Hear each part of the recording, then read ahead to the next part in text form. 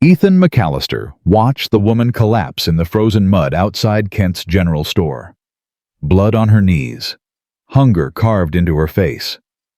The town stepped over her like she was already dead. His daughter's hand tightened in his.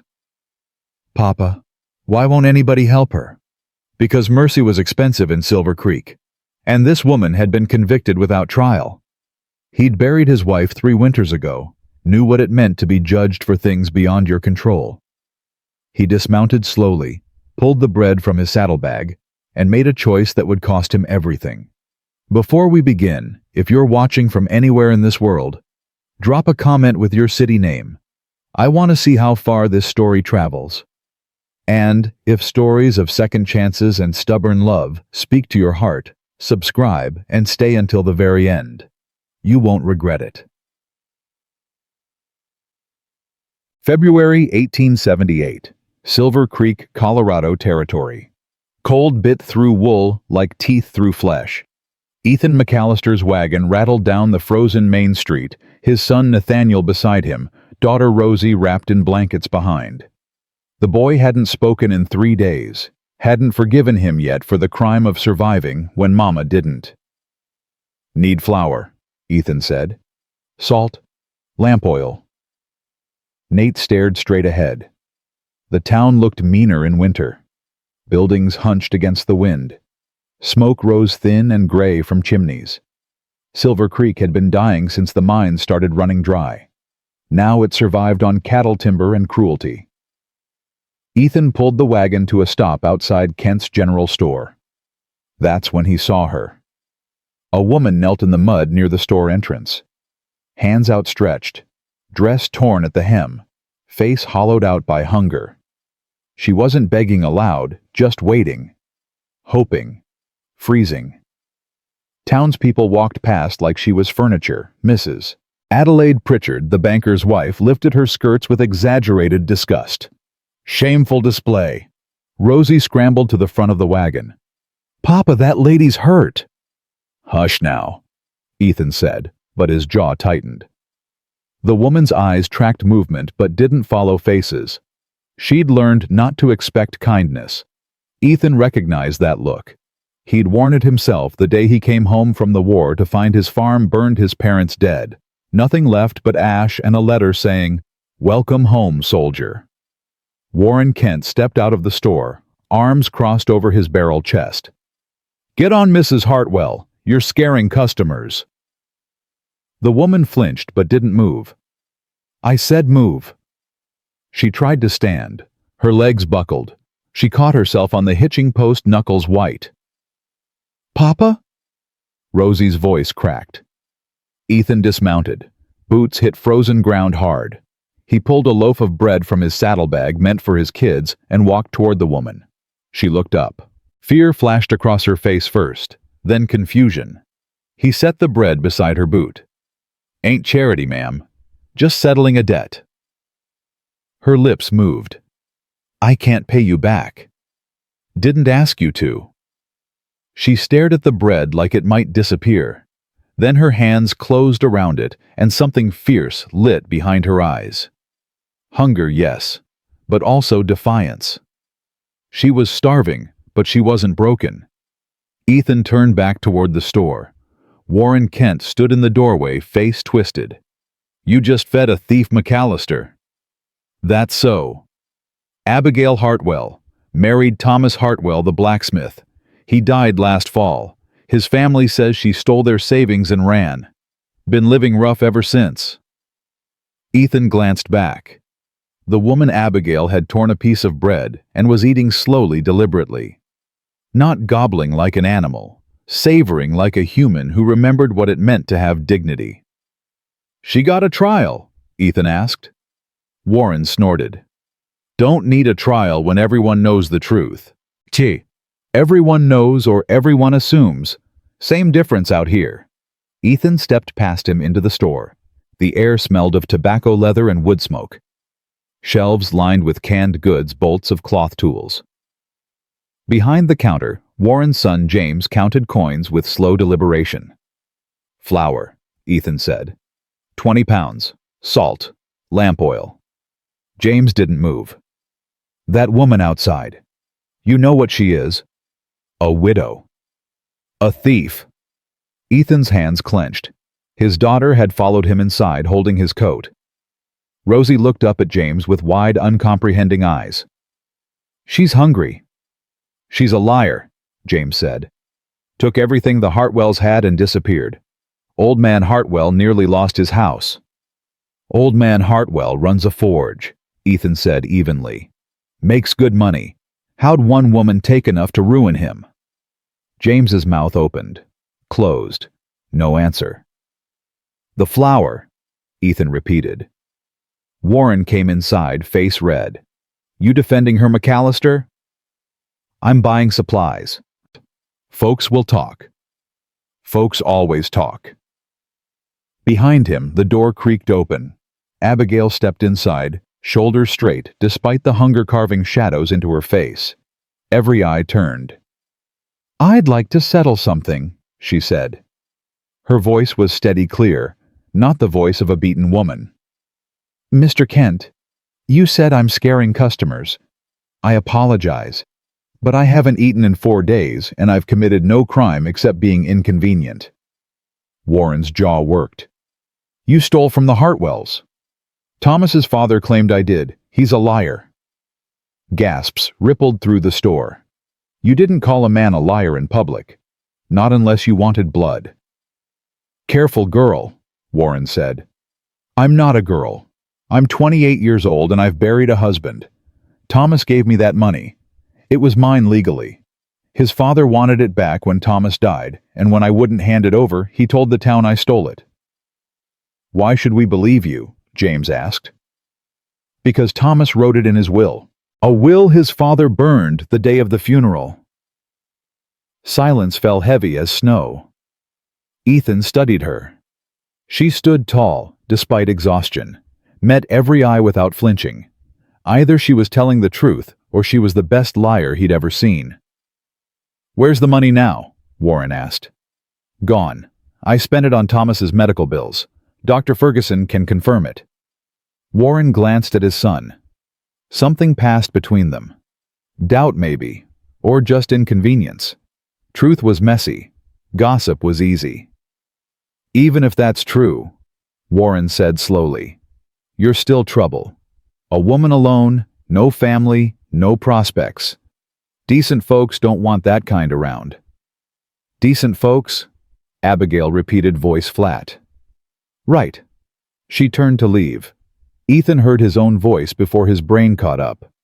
I need a bookkeeper. Everyone stared. My ranch accounts are a mess, Ethan continued. My wife used to handle them. Since she passed, I've been drowning in paperwork. You read and write, Mrs. Hartwell. Abigail turned slowly. Yes. Can you figure numbers? Better than most men. Then I'm offering you work. Room and board in exchange for keeping my books straight. Fair trade. Her eyes narrowed. Why? Because I need help and you need a place. Seems simple. Nothing's simple. Then call it complicated. Do you want the job or not? She studied him for a long moment, looking for the trap, the angle, the price she'd have to pay later. Finally, she nodded. I accept. Warren Kent's face went purple. McAllister, you're making a mistake.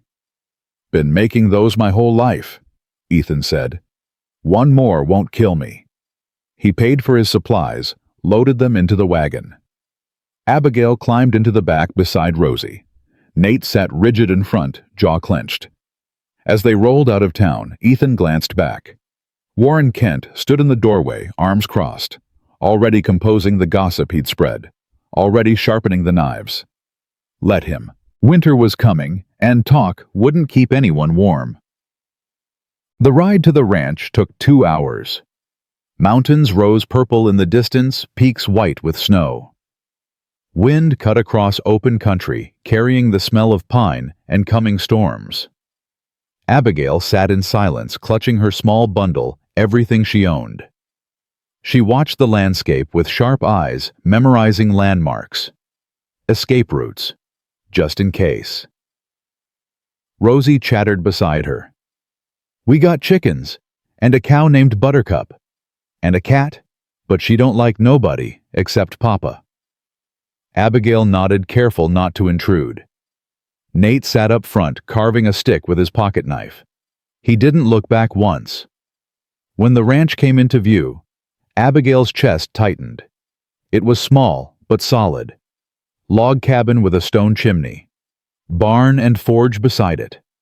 Corrals stretching toward the tree line. A garden plot lay dormant under frost. It looked like home.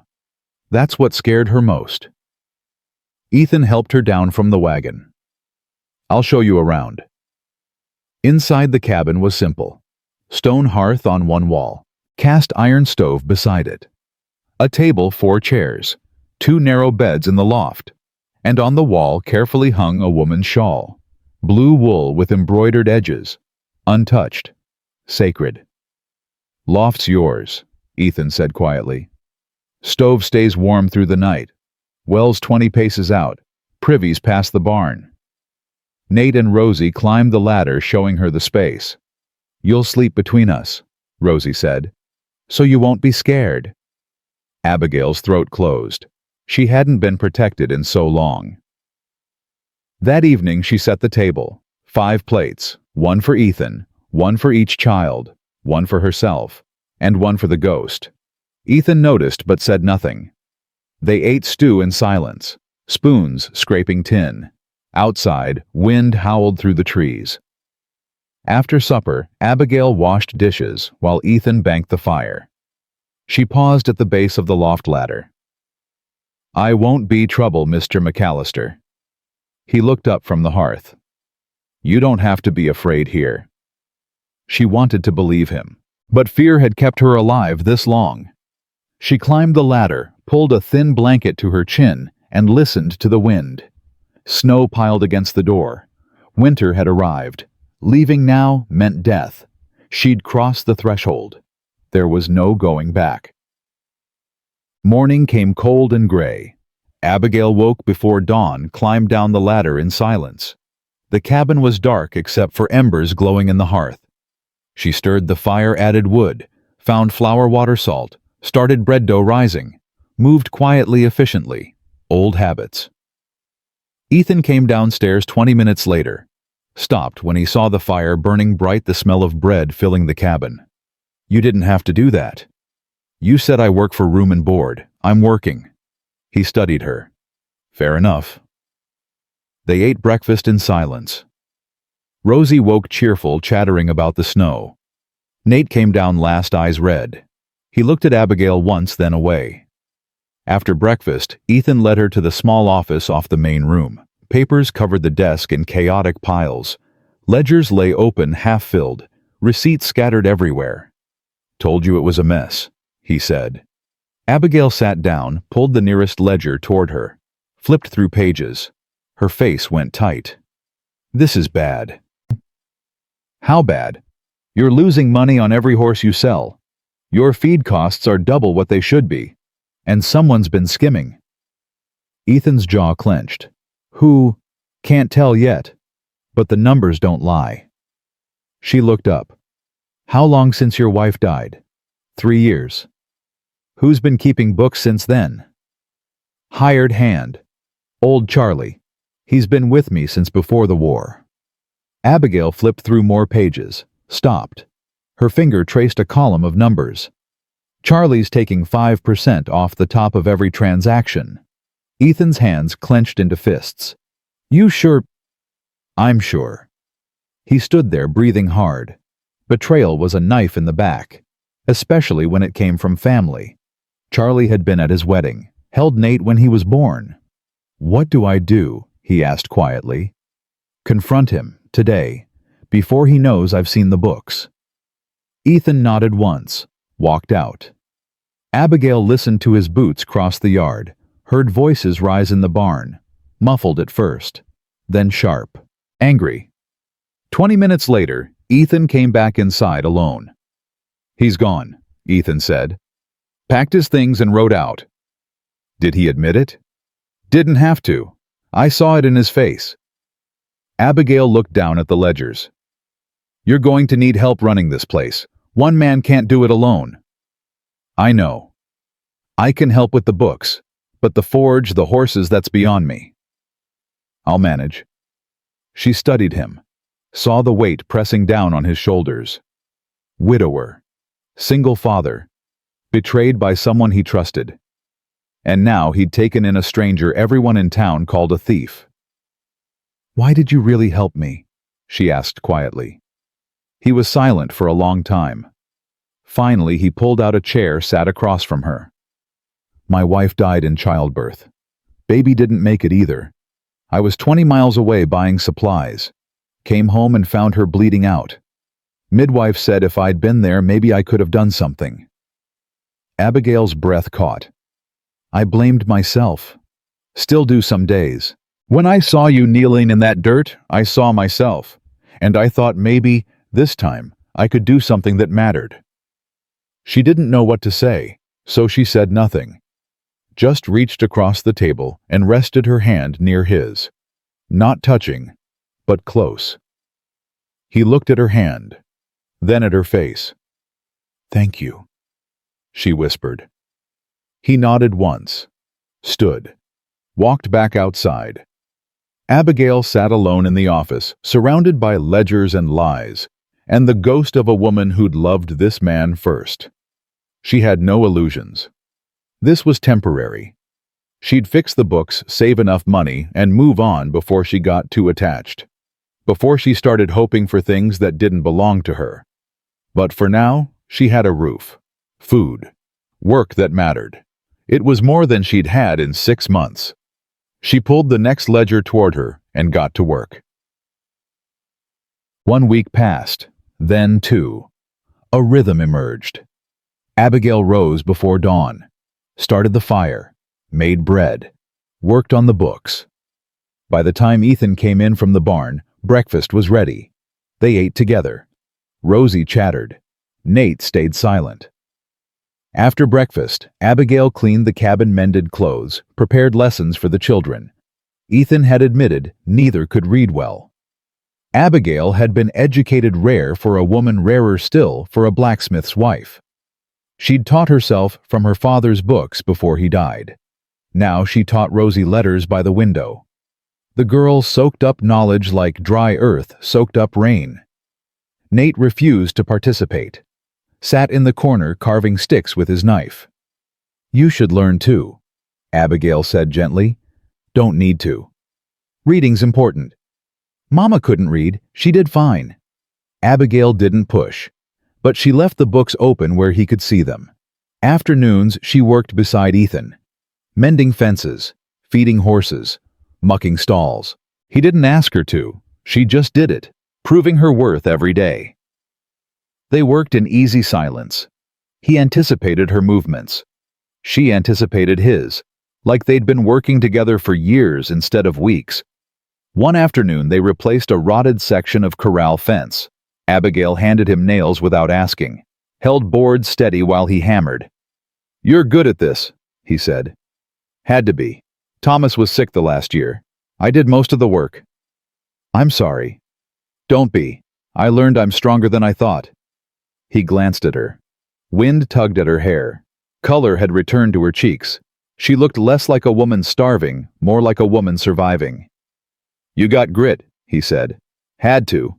Nobody else was going to save me." That evening she set 4 plates at the table. The ghost's plate stayed in the cupboard. Ethan noticed. His hand brushed hers as he reached for the salt. She didn't pull away. 3 weeks after Abigail arrived, the first real blizzard hit. Snow piled against the door. Wind rattled the shutters. The world disappeared into white. They were trapped for 3 days. Abigail rationed supplies carefully, made stew stretch, baked bread in smaller portions, kept the fire burning steady. Ethan chopped wood, fed the horses, checked the barn twice a day to make sure nothing collapsed under snow. Nate and Rosie played quietly in the loft, old enough to sense tension, young enough not to name it. On the second night when the children finally slept, Ethan and Abigail sat by the fire. The only sounds were crackling logs and wind's endless howl. "Can I ask you something?" Abigail said softly. "Go ahead." "Do you think people can be cursed?" He frowned. "What do you mean?" "Thomas's family said I was cursed, that God took him because I was wicked, that everyone I love dies."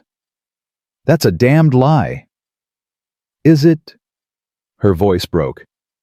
"My parents died when I was 15. Thomas died after 5 years of marriage. Everyone I've ever loved has left me." Ethan leaned forward. "You ain't cursed, Abigail. You survived. That's strength, not sin." "Then why does it hurt so much?" "Because you're still alive. Pain means you're healing." She looked at him. Really looked. Saw the grief carved into the lines around his eyes, the guilt he carried like a yoke. "We both got ghosts," she whispered. "Yeah, but maybe we don't have to carry them alone." Her hand rested on the bench between them. Slowly, carefully, his fingers brushed hers. She didn't pull away. They sat like that until the fire burned low. Two wounded souls finding warmth in each other's presence. When Abigail finally climbed to the loft, she looked back once. Ethan stood by the fire watching her. Neither spoke, but something had changed. The storm outside was fierce. The storm inside had just begun. The blizzard broke on the 4th day. Sunlight cut through clouds like a blade through fabric, sharp and cold. Ethan shoveled snow from the door while Abigail fed the horses.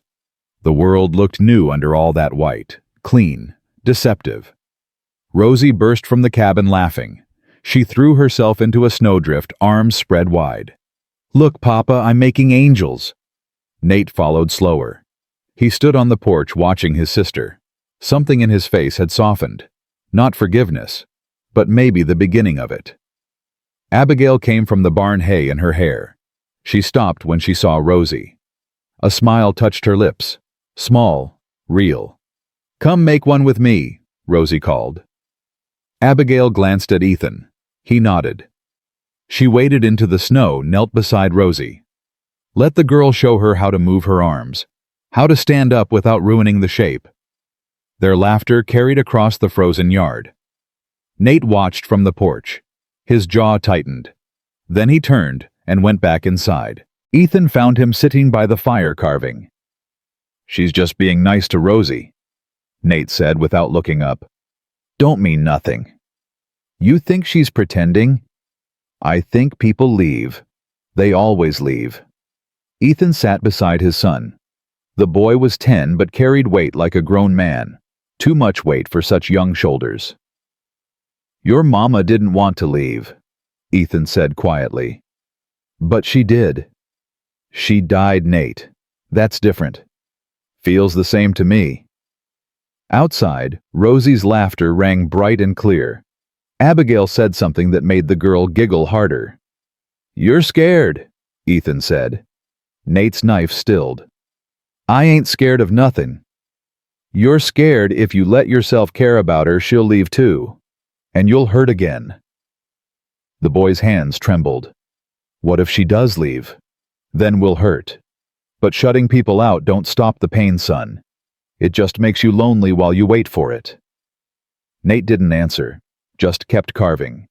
But his eyes were wet. Ethan stood, rested a hand on his son's shoulder. "Your mama would want you to be happy. She'd want all of us to be happy." "How do you know?" "Because she loved us more than anything. And love don't end just because somebody dies." He left Nate by the fire and went back outside. Abigail was teaching Rosie how to pack snow tight for a snowman. Their heads bent close together. Dark hair and light. Similar, but different.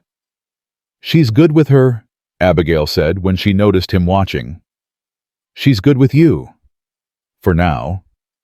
Abigail stood, brushed snow from her skirt. "Children are forgiving, until they're not. Nate just needs time. Time won't change the fact that I'm not his mother. Nobody's asking you to be." She looked at him then, really looked. "What are you asking me to be, Ethan?" He didn't have an answer. Or maybe he did, but wasn't ready to say it out loud. Before he could respond, Rosie shrieked, "Look, riders coming!" 3 horses appeared on the road, moving fast, kicking up snow. Ethan's hand dropped to his hip. No gun. He'd left it inside. "Get in the house," he said. "Who is it?" Abigail asked. "Don't know. But folks don't ride hard in winter unless it's trouble." The riders pulled up at the fence. 3 men. Ethan recognized 2. Franklin Hartwell, Thomas's father. Gray beard, hard eyes. Beside him, his son David. And a 3rd man Ethan didn't know. Tall. Badge on his chest. "That's the new deputy," Abigail whispered. "Marcus Webb." Franklin dismounted, stood with his hands on his hips, breath steaming in the cold air. "McAllister, we need to talk." "Then talk. About your guest." Franklin's eyes found Abigail. "That woman's a thief. She's coming back to town to face charges." Abigail went rigid beside Ethan. "What charges?" Ethan asked. "Theft. Fraud. Taking money that didn't belong to her. Money her husband gave her legally. So she says. But Thomas ain't here to confirm it. Is he convenient?" The deputy stepped forward. Young. Maybe 25. Trying too hard to look official. "Mrs. Hartwell, you're wanted for questioning. You need to come with us." "Questioning or arrest?" Ethan asked. "Depends on what she says." "She's not going anywhere." Franklin's face darkened. "You harboring a criminal, McAllister?" "I'm protecting a woman who's been accused without evidence." "We got evidence. David here will testify she took $200 from the family safe." David nodded, but his eyes didn't meet Ethan's. $200, Ethan repeated. "That what this is about? You want money. We want justice. You want revenge. There's a difference." The deputy shifted uncomfortably. "Mr. McAllister, I don't want trouble, but if you're interfering with an investigation..." "There's no investigation. There's just an old man who wants to blame somebody for his son's death." Franklin took a step forward. "You calling me a liar?" "I'm saying grief makes men do stupid things. I know. I've done plenty." "This ain't about grief. This is about theft." Abigail's voice cut through the cold air. "I'll go." Everyone turned. "I'll go," she repeated, chin up, back straight. "If you want to question me, question me. I've got nothing to hide." "Abigail," Ethan started. "I won't run. I'm tired of running." Franklin smiled. "Ugly thing." "Smart woman." "But," Abigail continued, "I want a lawyer present, and I want the questioning done public, in front of the town council, so everyone can hear both sides." The smile faded from Franklin's face. "That's her right," the deputy said reluctantly. "Territory law says she can request a public hearing." "Fine," Franklin spat. "Council meets Saturday. You be there." He mounted his horse, yanked the reins hard. The 3 men rode off, snow flying from their horses' hooves. Ethan turned to Abigail. "Why did you agree to that?" "Because I'm tired of being afraid. If I run, I'm guilty. If I face them, at least I have a chance." "What if they don't give you a fair hearing?" "Then at least I'll know I tried." She walked back into the house. Rosie followed silent for once. Nate stood in the doorway watching. Ethan stood in the yard alone, staring at the tracks in the snow, watching them disappear into the distance. Saturday was 3 days away. 3 days to prepare for a fight they couldn't win with fists. That night, Ethan couldn't sleep. He lay in his bed downstairs listening to the house settle. Abigail moved in the loft above, restless. Probably not sleeping either. He got up, added wood to the fire, stood there in his undershirt and trousers staring at the flames. Footsteps on the ladder. Abigail came down wrapped in a blanket, her hair loose around her shoulders. She looked younger, more vulnerable. "Can't sleep either?" she asked. "No." She sat on the bench near the hearth.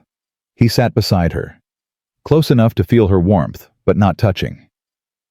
"I'm sorry," she said. "I brought trouble to your door." "You didn't bring nothing I couldn't handle." "They'll come after you too now, for helping me." "Let them." She turned to look at him. "Why are you doing this? Really, I'm nobody. I'm nothing to you." "You're not nothing." "Then what am I?" The question hung between them like smoke.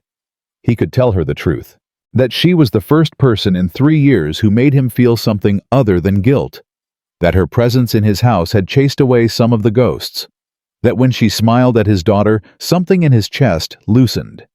Instead, he said, "You're someone who deserves a fair chance." Disappointment flickered across her face. Quick. Gone. "A fair chance," she repeated. "Right." She stood to go back upstairs. "Abigail." She stopped, didn't turn around. "I'm not good with words," he said. "Never have been. My wife used to say I talked less than the horses, but I meant what I said that day in town. You work, you eat. Fair trade. That ain't changed. And after Saturday, if they find me guilty, they won't. But if they do—" He stood cross to her, close enough now that he could smell soap and wood smoke in her hair. "Then we'll figure it out. Together." She looked up at him, searching his face for lies, for traps, for the price she'd have to pay. "Why?" she whispered. "Because I'm tired of being alone. And I think you are too." Her breath caught. For a moment he thought she might lean into him, might let herself believe. Instead, she stepped back. "Good night, Ethan." She climbed the ladder. He heard her settle into bed, heard the children breathing deep and even. He went back to his own bed, lay there staring at the ceiling, knowing sleep wouldn't come, knowing he'd just said too much and not enough. Friday came cold and gray, one day before the hearing. Ethan rode to town alone, leaving Abigail with the children. He needed information, needed to understand what they were walking into. He stopped first at Doc Ferguson's office. The old man was stitching up a ranch hand who'd cut his arm on barbed wire. "Need a word, Doc." Ferguson glanced up, then back at his patient. 5 minutes. Ethan waited. When the ranch hand left, he closed the door. "Thomas Hartwell. When he died, who paid his medical bills?" Ferguson's face went neutral. "Careful." "Why you asking?" "Because his widow says she paid them. His family says she stole the money." The doctor was silent for a long moment. Then he opened a drawer, pulled out a ledger, flipped through pages. "Mrs. Hartwell paid every bill in full, cash, over the course of 6 months while her husband was dying." "How much?" $187. Ethan's jaw clenched. "You got records?" "Right here." "Will you testify to that tomorrow?" Ferguson closed the ledger. "I'm a Dr. McAllister. I don't take sides." "This ain't about sides. It's about truth. Truth has a way of getting men killed in this town. So does cowardice." The doctor's face hardened. "You calling me a coward?" "I'm asking you to do what's right." Ferguson stood, walked to the window, stared out at the street. "Franklin Hartwell's got friends. The banker, the mayor, half the council. And Mrs. Hartwell's got nobody. That about right. She's got you, apparently. That enough?" "No." Ferguson turned. "But I'll testify anyway, because my wife would haunt me if I didn't." Ethan held out his hand. Ferguson shook it. "Thank you." "Don't thank me yet. You're about to make enemies of some powerful men." "Already got enemies. Few more won't matter." He left the doctor's office, walked 3 doors down to the schoolhouse. Found Miss Sarah Brennan inside correcting papers. She was 30, unmarried, with sharp eyes and a sharper tongue. She'd taught Ethan's wife to read before they married. "Mr. McAllister." She stood. "What brings you here?" "Need to ask about Mrs. Hartwell. You knew her." "I did. Thomas brought her to the school a few times. She wanted to learn more. Eager mind." "What kind of woman was she?" Sarah's expression softened. Honest, kind, smart as a whip. Thomas adored her. His family says she stole from them. His family's lying. No hesitation, no doubt. How can you be sure? Because I was there the day Thomas died. I sat with Abigail while he passed. He told both of us that the money in the house was hers. Said his father would try to take it and she should protect it. Ethan's heart beat faster. You heard him say that. With my own ears. Will you testify? Sarah hesitated. You know what that'll cost me, the Hartwells fund this school. If I speak against them, then you'll be out of a job. I know. I'm asking anyway. She looked at her desk, at the papers covered in children's handwriting, at the life she'd built here. Miss Brennan, Ethan said quietly, you taught my wife to read. She used to say you gave her a gift nobody could take away. Said you were the bravest woman she'd ever met. Sarah's eyes filled. Elizabeth was special. She was. And she'd tell you the same thing I'm telling you now. Silence protects the powerful. Truth protects the powerless. Sarah wiped her eyes. Nodded. I'll testify. Thank you. He left the schoolhouse, walked toward the saloon. Stopped. Changed direction. Headed to the church instead. Reverend Tobias Marsh was inside, sweeping between pews. Old man. White hair. Kind eyes. Ethan, don't see you here often. Been busy? Too busy for God? Maybe. Or maybe God's too busy for me. Marsh smiled. He's never too busy. You are. Ethan sat in a pew. The Reverend sat beside him. I need your help, Ethan said. I'm listening. There's a woman, a widow. She's been accused of theft by her dead husband's family. Tomorrow there's a hearing. I think they're lying and I think she's innocent. But I'm just one man. I need people to stand with her. Why you? Because I know what it's like to be judged for things beyond your control. Marsh nodded slowly. And you think I can help?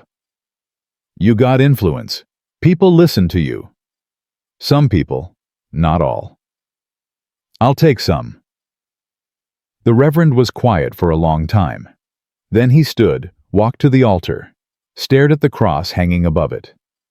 Your wife used to sit right here, he said, pointing to the front pew. Every Sunday, no matter the weather, she had faith like I've never seen. I know. She'd want you to help this woman. I know that too. Marsh turned. Then I'll be there tomorrow, and I'll bring anyone who'll listen. Ethan stood, shook the Reverend's hand. Thank you. Don't thank me. Thank Elizabeth. She's the one who taught you to see people worth saving.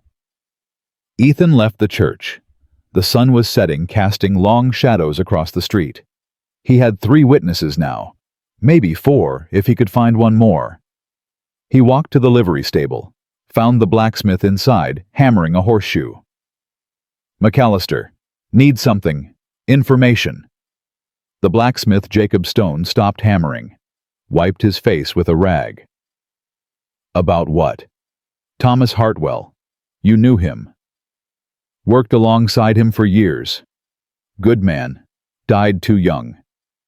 His widow's being accused of stealing from his family. Jacob's face darkened. That's horseshit. You got proof. I got common sense. Thomas told me a dozen times he was leaving everything to Abigail. Said his father was a greedy bastard who'd try to take it back. Will you say that tomorrow, in front of the council? Jacob hesitated. Franklin Hartwell's got pull. Could make things difficult for me. I know. I'm asking anyway. Jacob looked at his anvil, at the half-finished horseshoe, at his hands scarred from years of work. Thomas was my friend, he said finally. I owe him the truth. Thank you. Ethan rode home as darkness fell. The stars came out one by one, cold and distant. He thought about Abigail waiting at the ranch, about his children sleeping safe in the loft, about the fight coming tomorrow, When he got home, Abigail was sitting by the fire. She looked up when he entered. "Well, I got 4 people willing to testify on your behalf." Her eyes widened. 4? Doc Ferguson, Sarah Brennan, Reverend Marsh, Jacob Stone. "They'll all come. They gave me their word." She stood cross to him, stopped just inches away. Her eyes searched his face. "Why are you doing this?" "Because it's right." "That's not enough of a reason to risk everything." He reached up, tucked a strand of hair behind her ear. She didn't pull away. "Maybe I got other reasons." "Like what?" He could tell her now, could lay it all out. But the words stuck in his throat, tangled with fear and grief and 3 years of loneliness. Instead, he said, "Get some sleep. Tomorrow's going to be hard." Disappointment flickered across her face again. She nodded, stepped back. "Good night, Ethan." She climbed the ladder. He stood there alone, cursing himself for a coward. Saturday morning dawned clear and brutally cold, the kind of cold that made your lungs hurt, made your eyes water. Ethan hitched the wagon. Abigail came out dressed in her best, which wasn't much. A gray dress mended at the seams, hair pulled back tight. "You look fine," he said. "I look like a woman who owns one dress." "You look like someone with nothing to hide." She climbed into the wagon. Nate and Rosie stayed home with a neighbor woman Ethan trusted. The children didn't need to see this. The ride to town was silent. Abigail's hands twisted in her lap. Ethan wanted to reach over, cover them with his own. Didn't. When they rolled into Silver Creek, people were already gathering. The hearing was scheduled for 10 o'clock in the town hall. Half the town would be there. Ethan helped Abigail down. She stood straight, chin up, refusing to show fear. "Ready?" he asked. "No, but I'm going anyway."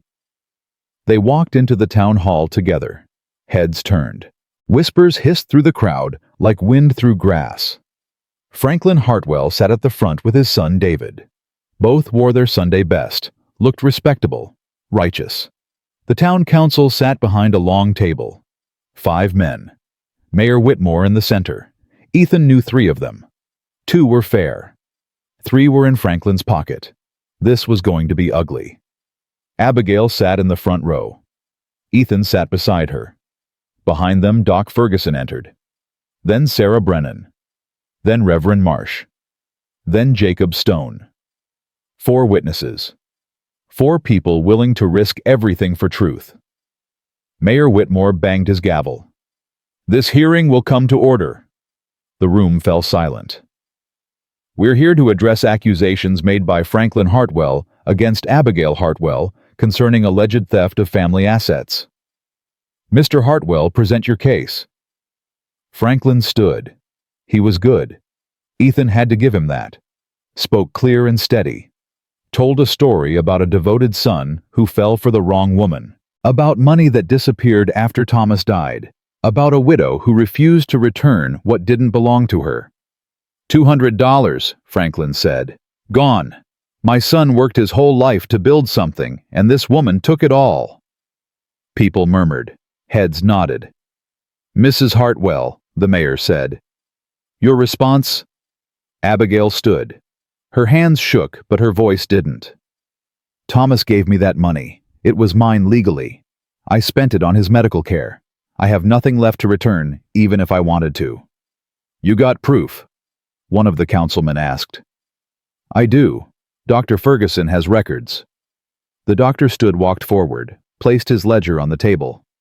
$187 paid over 6 months, all from Mrs. Hartwell, all documented. The council passed the ledger around. Faces tightened. Franklin's jaw clenched.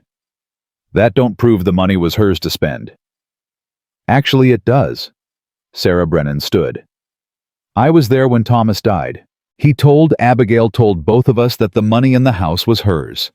Said you'd try to take it back, Mr. Hartwell. He wanted her protected from you." Gasps rippled through the crowd. Franklin's face went red. "You're lying." "I'm not, and I'll swear it on a Bible if you want." "I'll swear it too." Jacob Stone stood. Thomas told me the same thing a dozen times. Said his father was a greedy man who'd steal from his own daughter-in-law. Franklin lurched to his feet. This is a conspiracy. They're all lying to protect her. Why would they lie? Reverend Marsh stood. What do they gain? These are respected members of this community, people of integrity. If they say Mrs. Hartwell is innocent, I believe them. The crowd shifted. Murmurs changed tone. Doubt crept in. Mayor Whitmore banged his gavel. Order. But the damage was done. 4 witnesses against 1 accusation. 4 people risking everything for truth. The council huddled, whispered, argued. Finally, the mayor spoke. Based on the evidence presented, this council finds insufficient proof of theft. Mrs. Hartwell, you're free to go. Abigail's legs buckled. Ethan caught her elbow. Franklin roared. This is an outrage. She's a thief and a liar. This hearing is adjourned, the mayor said firmly. People stood. Some left quickly. Others lingered, staring at Abigail with new eyes. Not sympathy, just less hatred. Ethan led her outside. She stood on the steps, breathing hard, shaking. It's over, he said. Is it? She looked at him. They still hate me. Some do. Not all. Doc Ferguson passed, tipped his hat. Sarah Brennan smiled. Small. Real. Thank you. Abigail called after them. They nodded and kept walking. But they'd stood for her. That mattered. Franklin burst from the hall, David behind him. He pointed at Ethan. You did this. You poisoned them against me. I told the truth. That's all. You'll pay for this, McAllister. Both of you. He stormed off, his son following. Ethan watched them go, watched the threat hanging in the cold air like breath. Let's go home, he said. They rode in silence. But it was a different silence now, lighter, hopeful. When they reached the ranch, the children ran out. Rosie threw herself at Abigail. Nate hung back, but his eyes were soft. They said you were innocent, Rosie asked. They did. Good. Because you're too nice to be a bad person. Abigail's eyes filled. She knelt, hugged the girl tight. Nate approached slowly. I'm sorry I was mean to you. You weren't mean. You were protecting your heart. That's not wrong. Can I stop now, protecting my heart? That's up to you. He thought about it, then nodded. Okay. He hugged her quick, awkward, then pulled back, embarrassed. Ethan watched his son learn to trust again, watched his daughter bloom under Abigail's attention, watched Abigail transform from a starving widow into something else entirely, something that looked a lot like family. That night she set 4 plates without hesitation.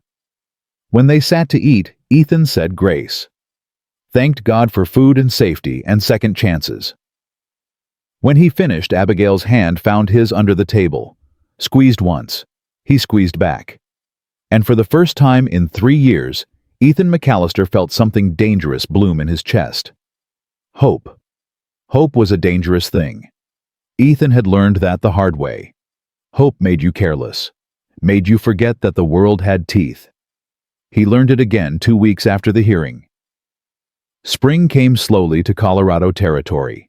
Snow melted into mud. Rivers swelled. The land woke up hungry and mean. Ethan worked dawn to dusk, getting the ranch ready for breeding season.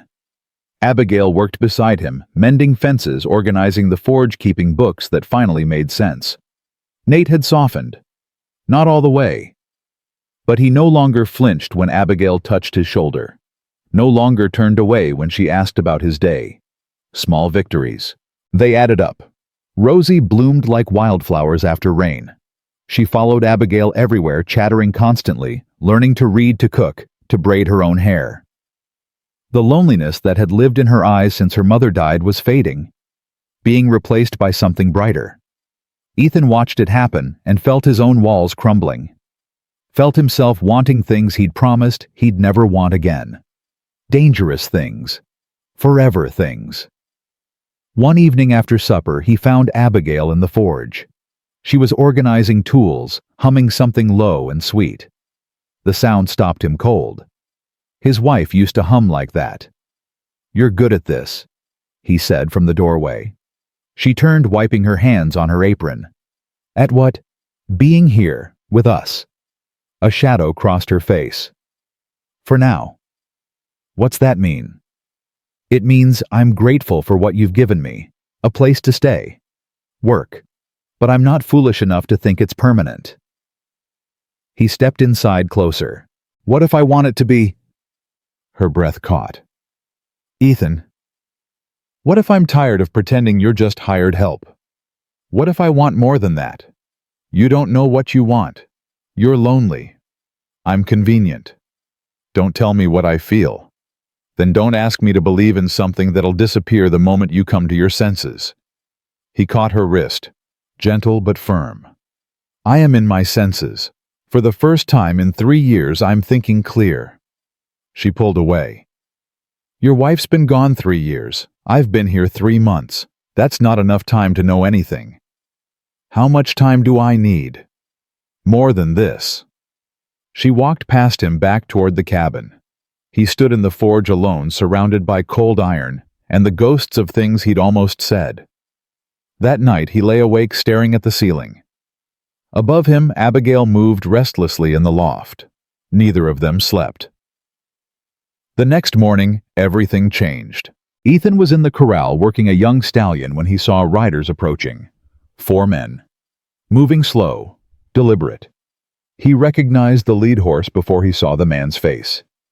Franklin Hartwell. Ethan's jaw clenched. He handed the stallion's lead to Abigail. "Get inside. Take the children." "What's wrong?" "Just do it." She saw the riders. Her face went pale. She ran for the cabin, calling for Nate and Rosie. Ethan walked to the fence line, met the riders there. Franklin, David. 2 men Ethan didn't recognize. Big men, hard faces, the kind you hired when you wanted someone hurt. "McAllister," Franklin said. His voice was cold, empty. "We got business." "State it and leave." "You humiliated me in front of the whole town, made me look like a liar and a fool." "You did that yourself." Franklin's face twisted. "That woman poisoned you against me. Poisoned the whole town. She's a witch and a whore, and you're too stupid to see it." Ethan's hands clenched. "Get off my land." "Not until I've said my piece." Franklin leaned forward in his saddle. "You want her. You can have her. But you'll have nothing else. No business, no friends, no place in this town. You'll be ruined, and so will your children." "You threatening my kids?" "I'm stating facts. Folks don't take kindly to men who side with thieves. Your boy won't be welcome at school. Your girl won't be invited to town gatherings. You'll be outcasts. All because you couldn't keep your hands off a dead man's wife." Ethan took a step forward. "Say one more word about her, and I'll put you in the ground next to your son." David's hand moved toward his belt. Ethan's eyes flicked to him. "Don't." The 2 hired men shifted in their saddles, waiting for a signal. Franklin smiled.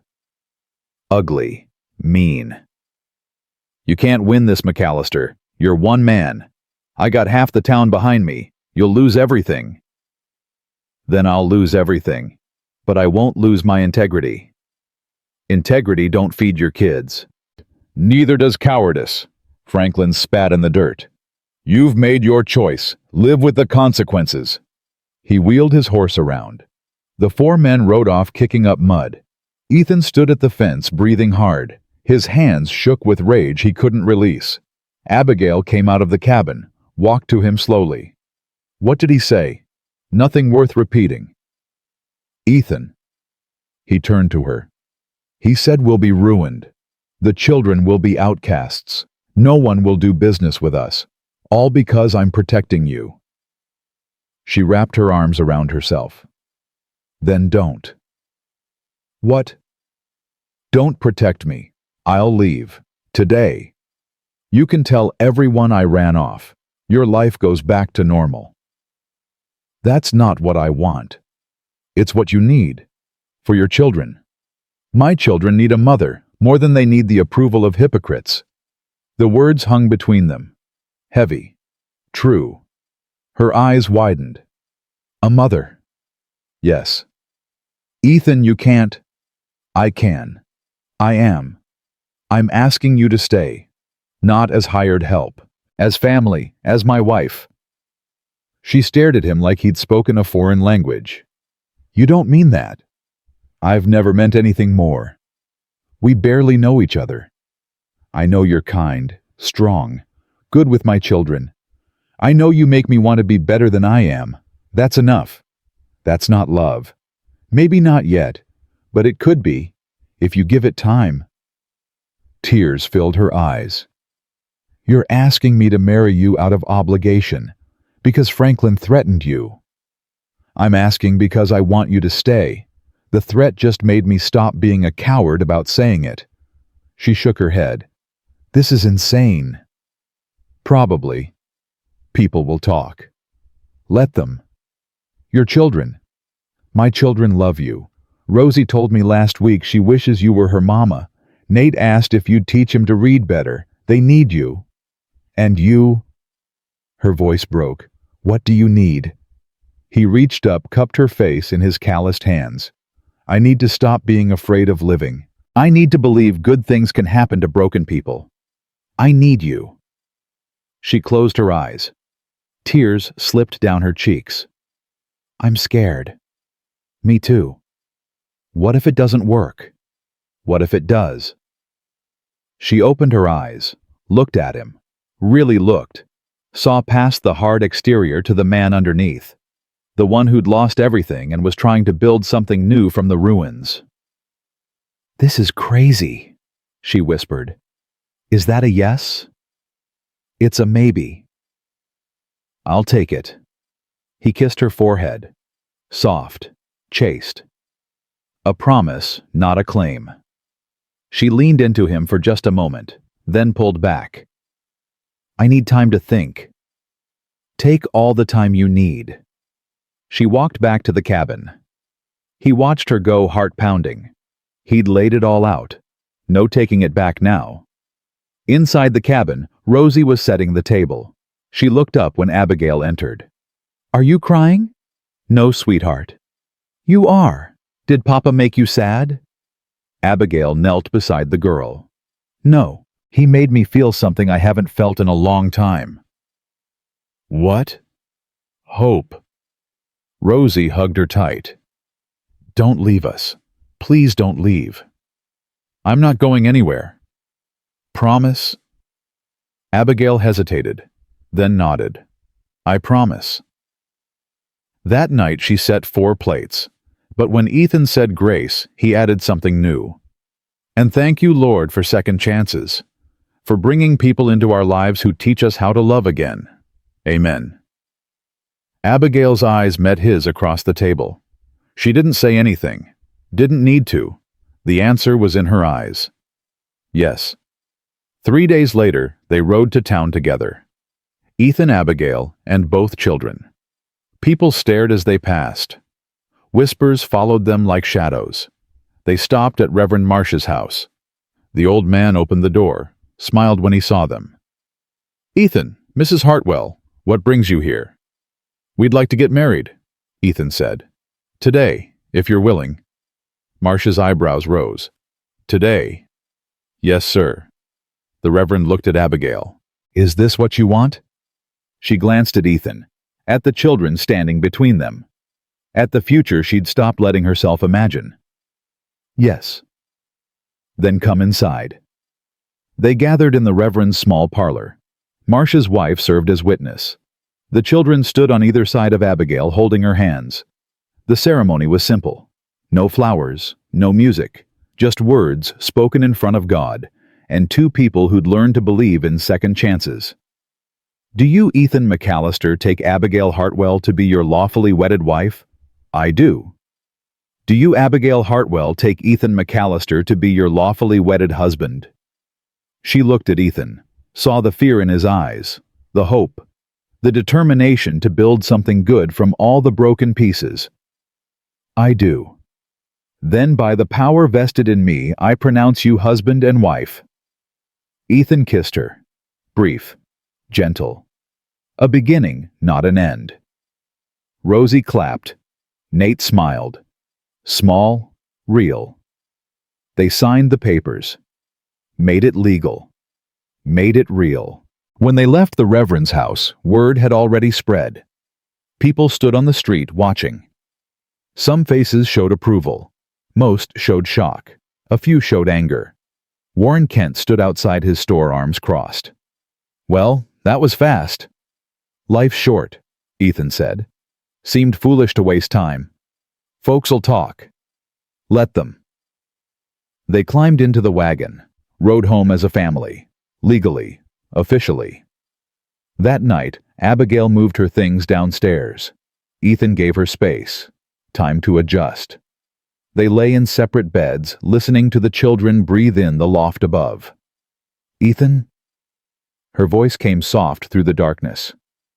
"Yeah, thank you." "For what?" "For seeing me when I was invisible. For believing me when no one else did. For giving me a home." He turned toward her, could just make out her shape in the dim firelight. "You gave me something too." "What?" "A reason to stop hiding from life." She was quiet for a long moment. Then he heard her bed creak, heard her footsteps cross the floor, felt her slip into bed beside him. "Abigail." "I'm tired of being afraid," she whispered. "Tired of keeping walls up. You asked me to be your wife. Let me actually be your wife." He pulled her close. She fit against him like she'd always belonged there, her head on his chest, his arms around her. Two broken people learning to be whole. "I don't know how to do this," he admitted. "Haven't been with anyone since Elizabeth. I haven't been with anyone since Thomas. We'll figure it out together." They lay like that until sleep came, holding each other, grateful, terrified, hopeful. In the loft, Rosie whispered to Nate, "Does this mean Miss Abigail is our mama now?" "I guess so." "Good, I like her." "Me too," Nate admitted. "Me too." The weeks that followed were harder than Ethan expected. Franklin made good on his threats. Ranch hands who'd worked for Ethan for years suddenly found other employment. Merchants in town refused to sell to him. Prices doubled when they did. Invitations to community gatherings stopped coming. The isolation was deliberate, calculated, mean.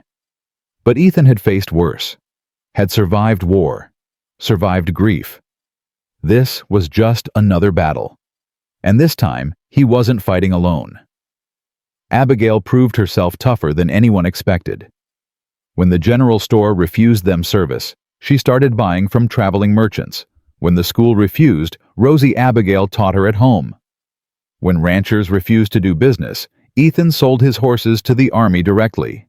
Cut out the middlemen, made more money doing it. They adapted, survived, even thrived in their own way.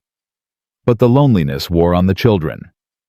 Rosie stopped smiling as much. Asked why her friends couldn't come play anymore. Nate grew quieter, angrier. Came home one day with a black eye. Ethan found him washing blood from his knuckles. "What happened?" "Nothing." "Nate?" "Billy Hartwell said you married a whore. Said Mama would be ashamed. I hit him." Ethan's chest tightened. "Did you win?" "Yeah." "Good, but fighting ain't gonna solve this." "Then what will—" Ethan didn't have an answer. So he did what his father taught him. He pulled his son close, let the boy cry against his shoulder, let him feel the anger and hurt and confusion. "I'm sorry," Ethan said. "This is my fault." "It's not. You did the right thing." Sometimes doing right don't feel good. Mama used to say hard things are worth it if they're true things. She was a smart woman. So is Abigail. Ethan pulled back, looked at his son. "You really think that?" "Yeah, she's good to us. She makes you smile again. That's worth fighting for." Out of the mouths of babes, 10 years old and wiser than most grown men. That night, Ethan held a family meeting, all 4 of them around the table. "I know this has been hard," he said. "Know you've lost friends, Lost your place in town. That's on me. I made choices that affected all of us, and I'm sorry for that." "Don't be sorry," Rosie said. "I like having Mama Abigail here." Abigail's eyes filled. The girl had started calling her that last week. It still made her chest hurt in the best way. "Me too," Nate said. "But I'm tired of people being mean." "I know, me too." "So what do we do?" Abigail asked. Ethan looked at his family, his wife, his children, the life they were building against all odds. "We keep living, keep working, keep proving we're not what they say we are. Eventually truth wins out. And if it doesn't, then we'll know we tried. That's all anyone can do." They joined hands around the table, prayed together, drew strength from each other. Outside, the wind picked up. A storm was coming. They could feel it in the air, taste it on the wind. But they'd weathered storms before. They'd weather this one too. 2 weeks later, fire came to Silver Creek. It started in the middle of the night. Lightning struck the livery stable. Flames spread fast, jumping from building to building. The whole town woke to the smell of smoke and the sound of screaming. Ethan saw the glow from his ranch, 15 miles away, but bright enough to light the sky orange. "Stay here," he told Abigail. "No, if people are in trouble, they hate us, they won't want our help." "I don't care. It's the right thing to do." He looked at her, saw the determination in her eyes, the same stubborn strength that had kept her alive when the world tried to break her. "All right, but the kids stay here." They woke Nate, told him to watch Rosie. Then they rode hard for town. By the time they arrived, half the main street was burning. People ran in chaos. Bucket brigades formed. Children cried. Animals screamed from inside burning buildings. Ethan dismounted, grabbed a bucket, started hauling water. Abigail did the same, working side by side with people who'd shunned them for weeks. No one told them to leave. There was no time for hate, only survival. The livery collapsed in a shower of sparks. The saloon caught fire, then the hotel. Abigail saw a woman standing frozen near a burning building. My babies are inside." Without thinking, Abigail ran toward the building. Ethan saw her, shouted, "Abigail, no!" She didn't stop, disappeared into smoke and flame. Time stopped. Ethan's heart stopped. He ran after her, but hands grabbed him, held him back. "You'll die in there. My wife is already inside. 2 dead won't help those kids." Seconds stretched into eternity. Then Abigail emerged, coughing, face black with soot, a child under each arm. She stumbled, fell to her knees, handed the children to their mother. Ethan reached her, pulled her up, held her while she coughed. "You fool," he said. "You could have died." "But I didn't." She looked up at him, eyes streaming. "And those children are alive."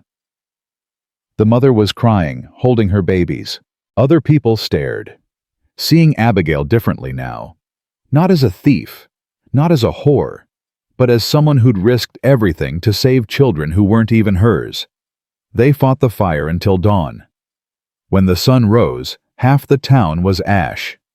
But half still stood, and no one had died. People collapsed where they stood, exhausted, grateful, alive. Warren Kent approached Ethan. His face was haggard, old. "I was wrong about your wife," he said. "About you." Ethan nodded, too tired for words. Sarah Brennan hugged Abigail. "Thank you. Those were my sister's children." Abigail just nodded, couldn't speak. Throat burned, lungs hurt. Reverend Marsh stood before the gathered survivors. "Today we lost buildings, but we saved lives. And we learned something about who we are, about who stands with us when everything's burning." His eyes found Abigail, then Ethan. "These 2 have been cast out, judged, condemned. But when we needed help, they came. When children needed saving, they didn't hesitate. Perhaps we need to reconsider what we think we know about righteousness. People shifted. Uncomfortable, but listening. Franklin Hartwell stood at the back of the crowd. His face was twisted with rage. He'd lost his store, lost his standing, and now he was losing his grip on the town's hatred. He turned and walked away. David followed. The fight wasn't over, but the tide had turned. Ethan and Abigail rode home as the sun climbed higher. They were filthy, exhausted, aching, but alive. The children ran out to meet them, threw themselves at their parents, crying with relief. "We saw the fire," Nate said. "Thought you wouldn't come back." "We came back," Abigail said. "We'll always come back." They stumbled inside, washed off the soot, ate cold food because neither had strength to cook, then collapsed into bed. Ethan pulled Abigail close. "You scared me today." "I scared myself." "Don't ever do that again." "Can't promise that." He kissed the top of her head. "I love you." The word slipped out. Unplanned. True. She went still, then turned to look at him. "What?" "I love you. Don't know when it happened, but it did." Tears filled her eyes. "You don't have to say that." "I want to. Been wanting to for weeks. Just didn't have the courage." "Ethan." "You don't have to say it back. Just needed you to know." She kissed him then. Deep, real, tasting like smoke and hope and tomorrow. When she pulled back, she whispered, "I love you too." He held her while she cried, while she let herself believe it, let herself hope. They'd survived fire, survived hate, survived their own fear. Whatever came next, they'd face it together. Outside, ash fell like snow, covering the land, making everything look new. And maybe it was. The days after the fire moved differently, slower, like the whole town was catching its breath after nearly dying. Ethan and Abigail threw themselves into work, helping rebuild what had burned. They showed up every morning with tools and strong backs, asking nothing in return. Some people accepted the help, others turned them away. Old hate died hard. But something had shifted. The looks weren't as hostile. The whispers weren't as cruel. A few people even nodded in greeting. Progress. Slow as molasses in winter, but progress nonetheless. Franklin Hartwell disappeared for 2 weeks after the fire. When he returned, he looked like a different man. Thinner, older. Something in him had broken. Ethan saw him in town one morning loading supplies onto a wagon. "Franklin." The old man turned. His eyes were hollow. "McAllister." "You leaving?" "Going to stay with David in Denver. Nothing left for me here." Ethan studied him, saw defeat written in every line of his face. Part of him wanted to gloat, to say something cutting, but standing there looking at a broken old man who'd lost his son and his purpose, Ethan felt only pity. "I'm sorry about Thomas," Ethan said. "He was a good man, deserved better than what happened." Franklin's jaw worked. "He loved her, you know, your wife. Loved her more than anything. Used to say she was the only good thing in his whole miserable life." "She's a good woman." "I know that now." Franklin's voice cracked. "I blamed her because I needed someone to blame. Because if it wasn't her fault, then maybe it was mine. Maybe I failed him somehow." "You didn't fail him. Life just happens sometimes. Cruel and random." "Maybe." Franklin climbed onto his wagon. "Take care of her, McAllister. Don't make the same mistakes I did." "I won't." Franklin rode off without looking back. Ethan watched until he disappeared around the bend. Another ghost laid to rest. When he got home, Abigail was in the garden planting seeds. Rosie helped chattering about flowers. Nate was in the forge with a neighbor boy learning to hammer metal. The sound rang clear across the yard. Ethan stood there watching his family, his wife, his children, the life they'd built from ashes and rejection and stubborn refusal to give up. Abigail looked up, saw him, smiled. the kind of smile that reached all the way down to her bones. He crossed the yard, pulled her to her feet, kissed her right there in the dirt. Rosie giggled. Abigail laughed against his mouth. What was that for? Just needed to. Well? She touched his face. I'm not complaining. That night, after the children were asleep, they lay tangled together in bed. Her head on his chest, his fingers tracing patterns on her shoulder. Franklin's leaving town, Ethan said. She went still. Is he heading to Denver? Said to tell you he was sorry. Did he mean it? I think so. She was quiet for a long time. I don't hate him. I should. But I just feel sad for him. That's because you're better than most people. I'm not better. I'm just tired of carrying hate around. It's too heavy. He kissed the top of her head. I love you. I love you too. They'd said it every day since the fire, like they were making up for lost time, like they'd finally given themselves permission to feel it. Ethan, yeah. Do you ever feel guilty for being happy? He understood immediately what she meant. You mean because Elizabeth's gone? And Thomas? Yeah, sometimes. Like I'm betraying their memory by moving on. But we're not betraying them, are we? We're just surviving. More than surviving. We're living. She turned to look at him. You think they'd be happy for us, wherever they are? I think Elizabeth would kick my ass if I spent the rest of my life alone. She told me once before she got pregnant that if anything ever happened to her, I had to promise not to become one of those bitter old widowers who died angry. And Thomas told me on his deathbed that I was too young to waste my life grieving, made me promise I'd find someone who made me laugh. Do I make you laugh? Sometimes, when you're not being stubborn. He tickled her ribs. She yelped, swatted his hand away. They wrestled like children until she pinned him breathless and grinning. I win. This time. She kissed him, deep and sweet and full of promise. When she pulled back, her eyes were serious. I want to have a baby. His heart stopped, started again.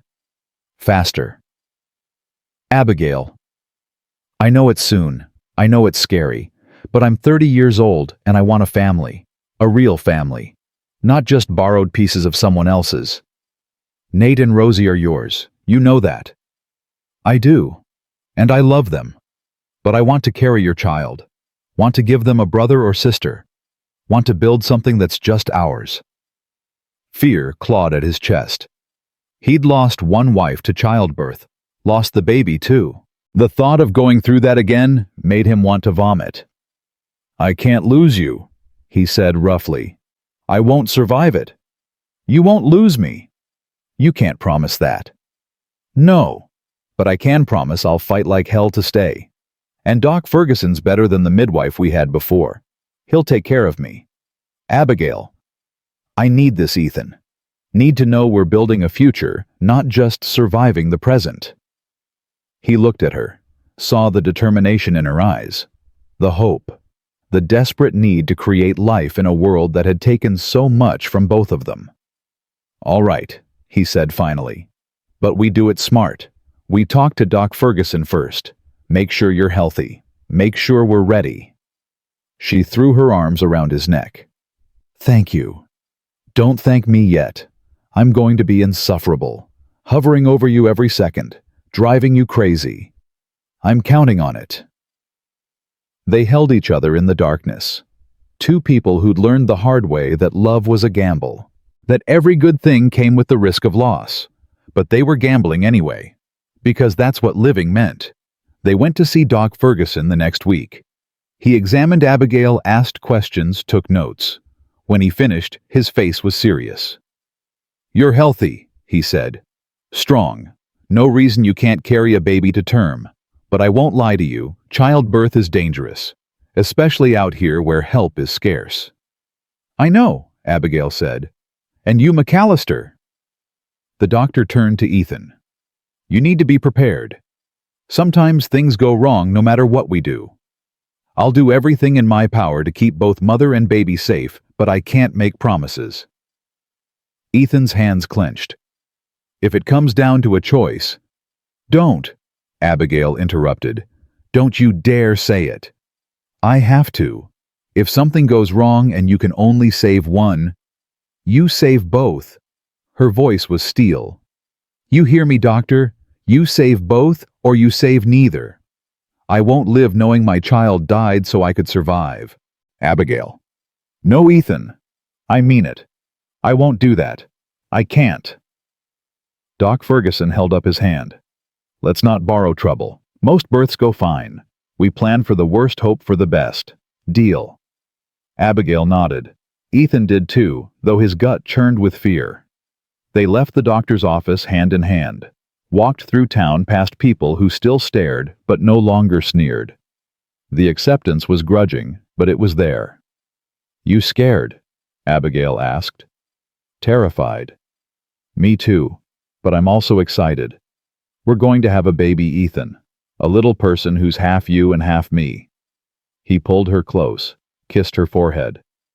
"You're going to be a wonderful mother." "I already am. To Nate and Rosie. But this feels different." "Because it is."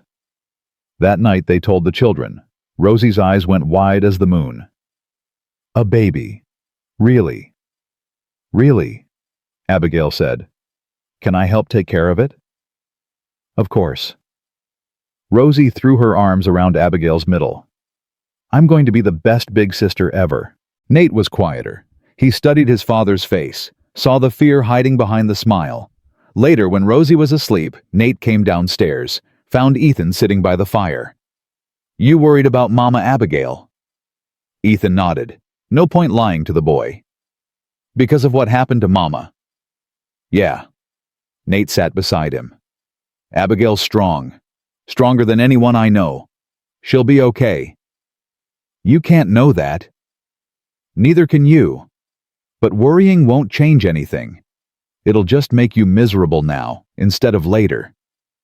Ethan looked at his son. When had he gotten so wise?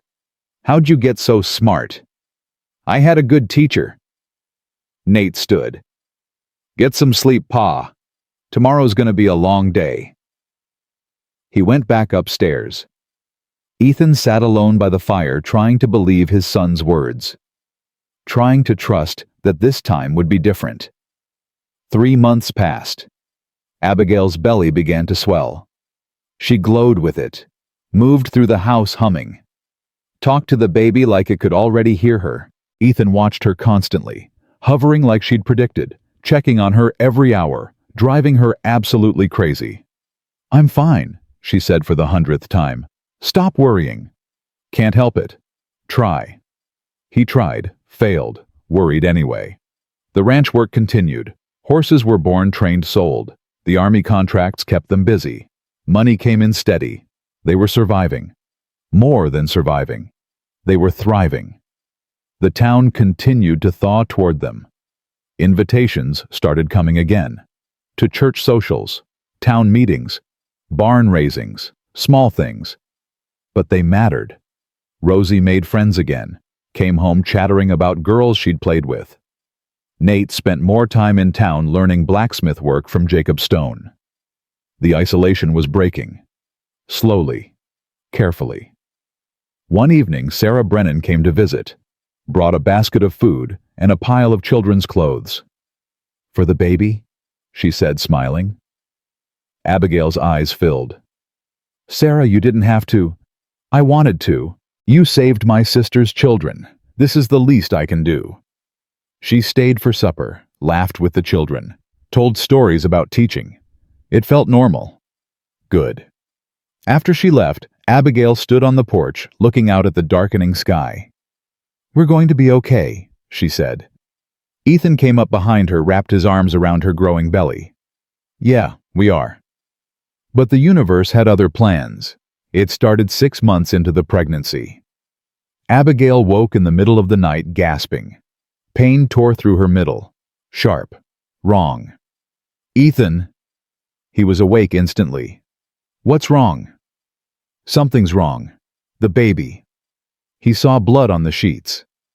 His heart stopped. "Nate!" he roared. "Get up, ride to town. Get Doc Ferguson now." The boy appeared at the top of the ladder, eyes wide. He saw his father's face and didn't ask questions. Just grabbed his coat and ran. Ethan carried Abigail to the table, laid her down gently. Her face was white. Sweat beaded on her forehead. "It hurts," she gasped. "I know, Doc's coming. Hold on. The baby is going to be fine. You're both going to be fine." He said it like a prayer, like if he said it enough times, God would have to listen. Rosie appeared, rubbing her eyes, saw the blood, started crying. "Go back upstairs," Ethan said. "Please, sweetheart." "Is Mama Abigail dying?" "No, she's going to be fine, but I need you upstairs. Can you do that for me?" Rosie nodded, climbed back up. He heard her crying softly in the loft. Abigail's hand found his, gripped tight. "Ethan, I'm scared." "I know. Me too. But you're strong. Stronger than anyone. You're going to fight through this. Promise me something. Anything. If the baby lives and I don't talk like that. Promise me you'll tell them about me. Tell them I loved them. Tell them I fought to stay. You're not going anywhere. Promise me. I promise."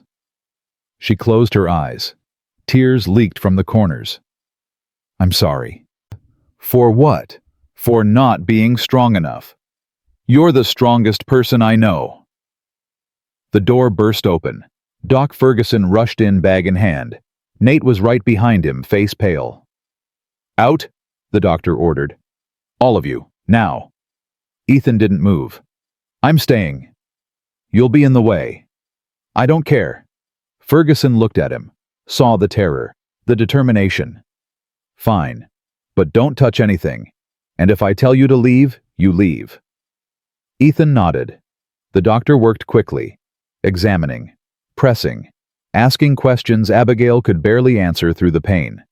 Finally, he looked up. "The baby's trying to come early. Too early. We need to stop the labor or you'll lose them both." "What do we do?" Ethan asked. "Pray mostly, and keep her still. No moving, no stress, complete bed rest." "For how long?" "Until the baby's ready. Could be weeks, could be months." Abigail's hand found Ethan's. "I can do that." "You'll go crazy lying in bed that long." "Then I'll go crazy, but I won't lose this baby." Doc Ferguson gave her medicine. Something to stop the contractions, to ease the pain. She drifted off into uneasy sleep.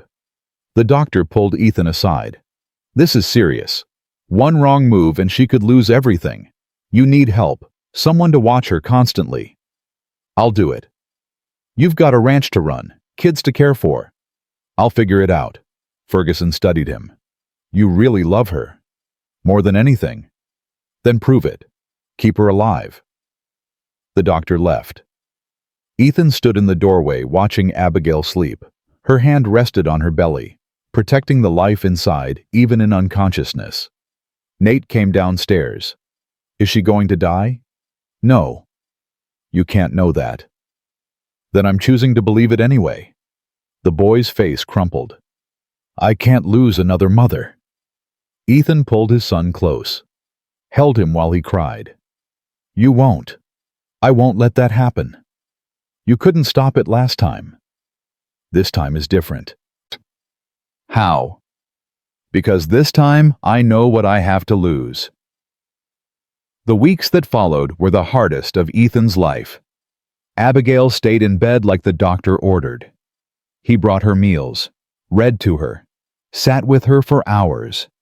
The children visited constantly, bringing flowers, drawings, stories. The ranch work suffered. Ethan hired help, paid more than he could afford. But money didn't matter. Nothing mattered except keeping his wife alive.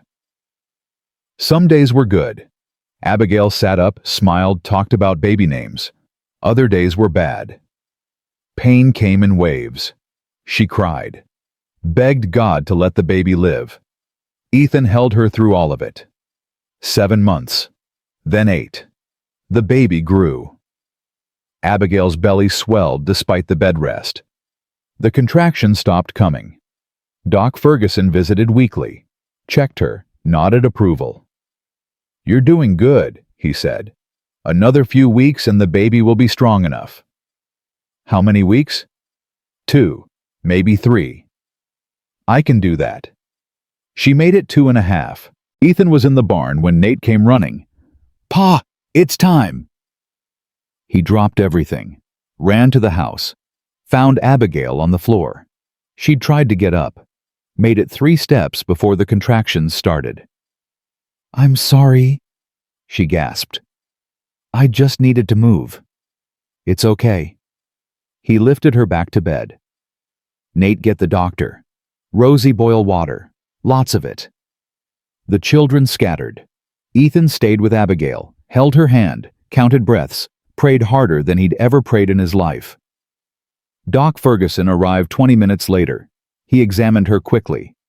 "This baby's coming. No stopping it now." "Is it too early?"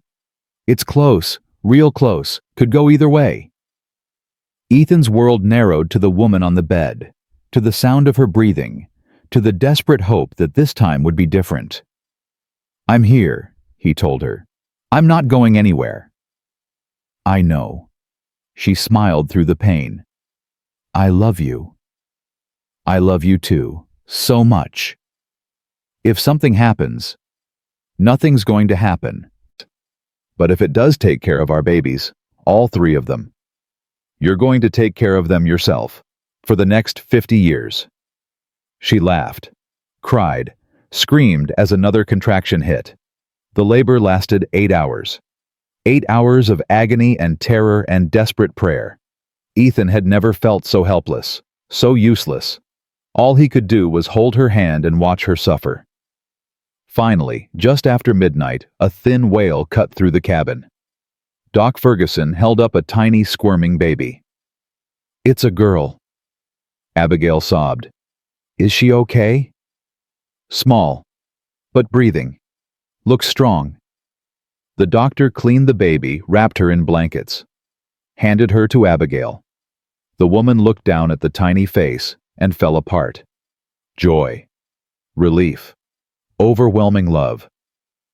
"She's perfect," Abigail whispered. Ethan touched his daughter's tiny hand. She gripped his finger with surprising strength. "Yeah, she is." Doc Ferguson finished his work, packed his bag. "Mother and baby are both stable. You got lucky." "Lucky," Ethan repeated. His legs felt weak. He sat heavily in a chair. "You did good, Abigail. Both of you did." After the doctor left, Nate and Rosie came downstairs. They stared at the baby with wide eyes.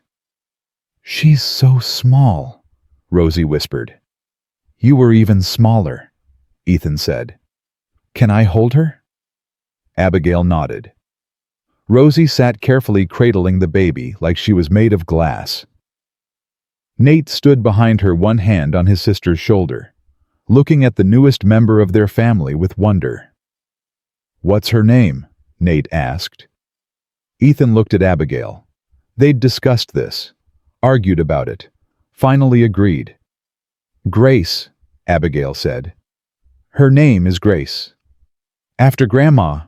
Rosie asked. "No." Abigail looked at Ethan. "After the thing that brought us together. Grace, mercy, second chances." Ethan's throat closed. He bent down, kissed his wife's forehead. Perfect. They sat together through the night, a family, battered, broken, put back together with love and stubbornness and refusal to give up. Outside, dawn was breaking, pink and gold across the mountains. A new day, a new beginning. And for the first time in longer than he could remember, Ethan McAllister wasn't afraid of what came next. Baby Grace changed everything. Not overnight. Not in some miraculous transformation. But slowly, steadily, like spring thaw melting winter ice. She was colicky the first month. Cried through the nights. Ethan and Abigail took turns walking her, bouncing her singing to her. Exhaustion became their new normal. They moved through days like ghosts surviving on coffee and stolen moments of sleep. But they were happy. Bone-tired and overwhelmed, but happy. Rosie took her role as big sister seriously. She helped change diapers, sang lullabies, insisted on holding Grace every chance she got. Nate was more reserved, but Ethan caught him standing over the cradle, sometimes watching the baby sleep with something fierce and protective in his eyes. "She's so small," Nate said one morning. "Seems wrong that something that small can survive out here." "She's tougher than she looks," Ethan said. "Takes after her mother. And her father." Ethan glanced at his son. The boy had grown over the past year. Taller, broader in the shoulders. The anger that used to live in his eyes had softened into something calmer, more certain. "You're going to be a good man, Nate." "I'm trying to be." "That's all any of us can do." Word of the baby spread through town. People showed up at the ranch bearing gifts, blankets, food, clothes. Even folks who'd turned their backs months ago came to pay respects, to offer congratulations. Warren Kent arrived with a wooden cradle he'd carved himself. "For the baby," he said gruffly. "Figured you could use it." Abigail's eyes filled. "Mr. Kent, this is beautiful." "Well," he shuffled his feet. "I owed you an apology. Figured this was a start." "You don't owe me anything." "I do. I was wrong about you. Wrong about a lot of things. I'm sorry." She touched his arm. Apology accepted. After he left, Ethan found Abigail crying in the kitchen. "What's wrong?" "Nothing. Everything. I just never thought we'd get here. Never thought people would actually accept us. Took long enough. But we made it." She turned to him. "We survived." He pulled her close, kissed the top of her head. More than survived. The ranch prospered. With the town no longer fighting them, business picked up. Ethan sold more horses than ever. The army contracts expanded. He hired 2 full-time hands to help with the work. Young men who needed jobs and didn't care about old gossip. Money came in steady, enough to expand the house, add a room for the baby, fix the roof, buy Abigail the wood stove she'd been eyeing in town. Small luxuries. They added up to a life. One Sunday morning, Reverend Marsh stopped by after church. "I need to ask you something," he said to Ethan. "Go ahead." "The town council wants to elect a new sheriff. Old Tom Miller's retiring. We need someone honest, someone brave, someone the community respects." He paused. "We want you." Ethan stared. "You're joking." "I'm not. You've proven yourself. Stood up when it mattered. Helped rebuild after the fire. People trust you." "People hated me 6 months ago." "People were afraid. There's a difference. Now they see what you're made of. They want that kind of man protecting them." Ethan shook his head. "I've got a ranch to run, a family to care for." "You'd still have time for both. It's not a full-time position, just when trouble comes. And we'd pay you." "I don't need money." "Then do it because it's right, because this town needs someone who won't be bought or intimidated. Someone who will stand up for people like your wife when everyone else turns away." Ethan looked at Abigail. She was inside feeding Grace, humming softly. He thought about everything they'd been through, the rejection, the isolation, the slow climb back to acceptance. "Can I think about it?" "Take all the time you need, but know this, you've already proven you're the right man. Question is whether you're willing." After Marsh left, Ethan sat on the porch. Abigail came out, baby in her arms. "You okay?" "They want me to be sheriff." Her eyebrows rose. "Really?" "Yeah." "What did you say?" "That I'd think about it." She sat beside him. Grace made soft cooing sounds. "What are you going to do?" "I don't know. Part of me wants to tell them to go to hell. after everything they put us through. And the other part thinks maybe this is a chance to make sure what happened to us doesn't happen to someone else. She nodded slowly. You'd be good at it. You think so? I know so. You stand up for what's right even when it costs you. That's exactly what a sheriff should do. It'll mean more time away from the ranch. From you and the kids. We'll manage. We always do. He looked at her. At the woman who'd been starving in the street a year ago. Who'd faced down a whole town's judgment and come out stronger. Who'd nearly died bringing their daughter into the world and was already talking about having another baby in a few years. How'd I get so lucky? He asked. You didn't. You earned it. We both did. He kissed her, soft and sweet. Grace squirmed between them, fussing. I'll do it, Ethan said. I'll be sheriff. Good. Now come inside and help me with supper. Your daughter needs to eat, and so do I. He followed her inside, into the warm cabin, into the life they'd built from nothing. The town council made it official the following week. Pinned a tin star on Ethan's chest in front of half the town. People clapped, some grudgingly, most genuinely. You'll do us proud, Mayor Whitmore said. I'll do my best. That's all we ask. Being sheriff wasn't glamorous work. Most days it meant settling disputes between neighbors, breaking up fights outside the saloon, making sure folks didn't cheat each other in business deals, boring necessary work that kept a community functioning. But it mattered, and people respected him for it. 6 months after Grace was born, Sarah Brennan came to the ranch. Her face was troubled. I need your help, Sheriff. What's wrong? There's a woman in town. Came in on the stage last week. She's in trouble. Husband's dead. No money. No family. Sound familiar? Ethan's jaw tightened. Where is she now? Sleeping in the livery stable. Warren's letting her stay there, but folks are starting to talk. Saying she should move on, that we don't need her kind here. Her kind? A widow with no prospects. You know how it goes. He knew exactly how it went. He'd watched Abigail live it. Bring her here. Sarah blinked. Here? We've got room. We'll feed her. Give her work. Help her get back on her feet. Ethan, you don't even know her.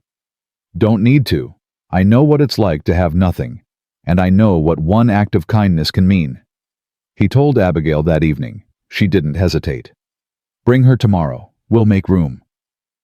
The woman's name was Margaret. She was 23, quiet, scared. She arrived with nothing but the clothes on her back and a haunted look in her eyes. Thank you, she whispered. I don't know how I'll repay you. Don't need repayment, Abigail said. Just need you to work hard and give yourself time to heal. Margaret stayed in the loft with Rosie. She worked in the garden, helped with cooking and cleaning. Slowly over weeks, the fear left her eyes. She started smiling, laughing, living again. One evening she came to Ethan and Abigail with tears in her eyes. I found work in town, at the school. Miss Brennan needs an assistant. I start next week. That's wonderful, Abigail said. I never would have gotten there without you. You saved my life. We just gave you a chance. You saved yourself. After Margaret left to move into a boarding house in town, Abigail stood at the window watching her go. We did a good thing, she said. We did what was right. It feels good, helping someone the way you helped me. Ethan came up behind her, wrapped his arms around her waist. Maybe we should do it again. What? Help people. There's a lot of folks out there who need a hand up. We've got the space, the resources. Maybe it's time we paid forward what we were given. She turned in his arms. You want to make this a regular thing. Why not? We know what it's like to be at the bottom, to need help and have nowhere to turn. We could be that somewhere for people. She smiled. Sheriff McAllister and his wife rescuing strays. Something like that. I love it. Over the next 2 years, they helped 7 more people. A man who'd lost his farm to bad debt. A woman fleeing an abusive brother. A teenage boy whose parents had died of fever. Each one stayed long enough to get back on their feet, then moved on to build their own lives. The ranch became known as a place of second chances. People talked about it, some with admiration, some with skepticism, but no one could deny it worked. Ethan's reputation as sheriff grew. He was fair, honest, couldn't be bought or intimidated. When miners tried to run roughshod over local farmers, he stopped them. When a gang of outlaws threatened the town, he organized a posse and ran them off. He was good at the work, better than he'd expected. Grace grew into a wild, fearless toddler. She had Abigail's dark hair and Ethan's gray eyes. She climbed everything, fell constantly, got right back up laughing. Rosie followed her around like a guardian angel, catching her when she stumbled. Nate carved her wooden toys with surprising skill. They were a family, loud, messy, imperfect, but real. One evening, 3 years after that first day in town, Ethan and Abigail sat on the porch watching the sun set. The children were inside. Grace was singing off-key. Rosie was correcting her. Nate was hammering something in the forge. "You ever miss it?" Ethan asked. "Miss what?" "The quiet, before all this, when it was just you and me figuring things out." She laughed. "Not even a little bit. Not even when Grace wakes us up at 3 in the morning screaming about monsters under her bed. Especially not then." He smiled, took her hand. "I love you, Abigail McAllister." "I love you too." They sat in comfortable silence, the kind that came from knowing each other completely, from weathering storms together and coming out stronger. "You know what I was thinking about today?" Abigail said. "What?" "That day you found me in the street, starving, desperate. I thought I was at the end. Thought there was nothing left for me. And now I'm sitting on my porch watching the sunset with my husband. Our daughter is singing inside. Our other children are happy. We have more than I ever dreamed possible." She turned to him. "You saved my life that day. You saved mine too." "How?" "By reminding me what it meant to live, to hope, to love without being afraid of losing everything." She leaned her head on his shoulder. "We did good, didn't we? Better than good." The door opened. Grace toddled out, hair wild, eyes bright. "Papa, Mama, look what Nate made me." She held up a wooden horse, carefully carved, sanded smooth. "That's beautiful, sweetheart," Abigail said. Grace galloped around the porch making horse sounds. Rosie appeared in the doorway shaking her head. "She's never going to sleep tonight." "Probably not," Ethan agreed. But he didn't care. Let the child run wild. Let her be fearless. Let her grow up knowing she was loved and protected and cherished. Let all of them know that. Later that night, after Grace finally crashed from exhaustion, after Rosie and Nate climbed to the loft after the cabin fell quiet, Ethan held his wife close. "Thank you," he whispered. "For what?" "For saying yes. For staying. For building this life with me. Thank you for asking. For seeing me when no one else did. For giving me a reason to keep fighting." They lay in the darkness holding each other. Two broken people who'd somehow become whole. Who'd built something beautiful from ashes and rejection and stubborn refusal to give up. Outside, the stars came out one by one. The mountains stood dark against the sky. Somewhere in the distance, a coyote howled. Life continued, raw, real, unforgiving. But inside the cabin there was warmth, love, safety, everything that mattered. Ethan McAllister had lost a wife and found another. Had been broken and put back together. Had learned that love wasn't about never hurting, it was about choosing to love anyway. About standing up when it mattered. About offering bread and mercy to someone who had nothing left. Abigail had been starving in the street, and now she had everything. Not because someone rescued her, but because she'd been brave enough to accept help when it was offered. Strong enough to rebuild herself. Fierce enough to love again, despite every reason not to. Together they'd created something worth fighting for. A family. A home. a legacy of second chances for anyone brave enough to take them.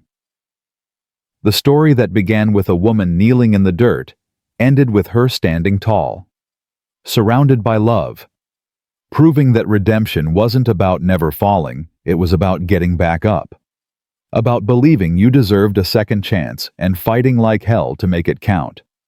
Some people said the McAllisters were soft, that they took in too many strays, that they wasted time and money on people who didn't deserve it. Those people didn't understand.